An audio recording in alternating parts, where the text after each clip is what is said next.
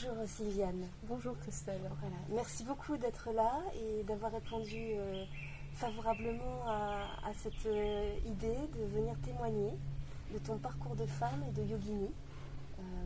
Puisque moi je te connais depuis quand même quelques années et je vois tout ce que tu as parcouru, ton évolution, qui tu es. Et j'ai trouvé ça intéressant que tu puisses partager ton expérience en tant que femme avec la voie du yoga, puisque ça a été une rencontre de vie et ta pratique, je crois, régulière. Oui. Voilà. Oui. Donc comment tu as découvert, comment le yoga est venu à toi, ou qu'est-ce qui s'est passé pour que tu sens que le yoga soit un appel? Voilà. Eh bien, c'était le grand bonheur de savoir que j'étais enceinte de ma première fille. Et donc à partir de ce moment-là, j'ai voulu me calmer en fait, et puis prendre conscience de ce corps que je n'habitais pas forcément. Et depuis, malgré les intempéries de la vie, le yoga a été vraiment mon socle.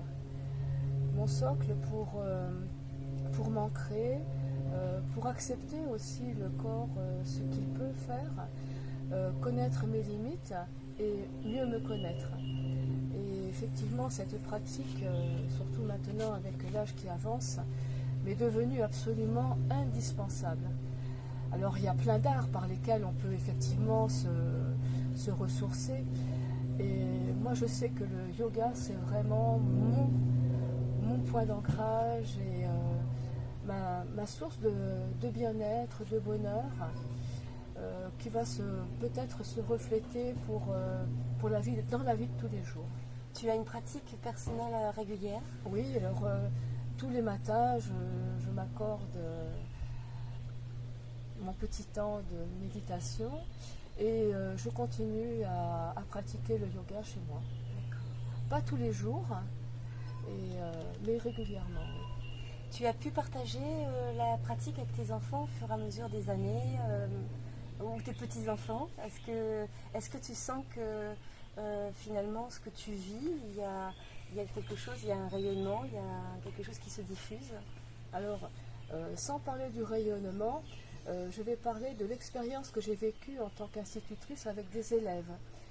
Des élèves qui étaient, il y avait plusieurs cours, et petit à petit, je me suis aperçue qu'avec une pratique très légère du yoga, une découverte, les enfants avaient plus de concentration, plus d'attention et en orthographe peut-être moins de fautes. Et accepter un moment, ça je l'ai vu du yoga, d'écrire à la plume et donc d'avoir un rythme beaucoup plus lent. Et je trouve que ce rythme lent aide beaucoup à calmer tous les enfants. Pour mes petits-enfants, ma salle de yoga est une salle de jeu.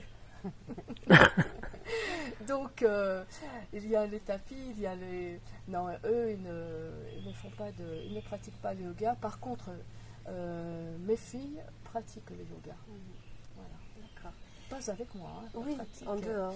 Et j'ai eu aussi une expérience avec des personnes handicapées physiques pour s'adapter. Voilà.